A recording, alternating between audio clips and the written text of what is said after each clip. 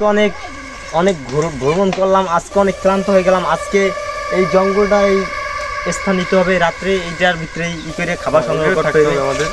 তারপর দেখি কি করণ যায়।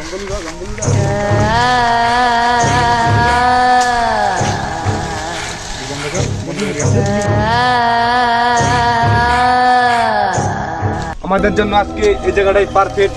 এই জায়গাতে কোনো সাপ পোকামাকড় কিছুই নাই, দেখা যাচ্ছে এই জায়গায় আমরা বিশ্রাম নিতে পারি।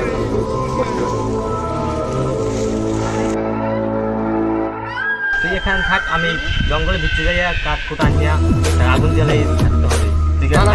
থাকিস না, দেখা যাচ্ছে এই জায়গায় অনেক ভয়ঙ্কর জঙ্গল, অনেক বিচ্ছু থাকে, বাঘ ভালুক থাকতে পারে।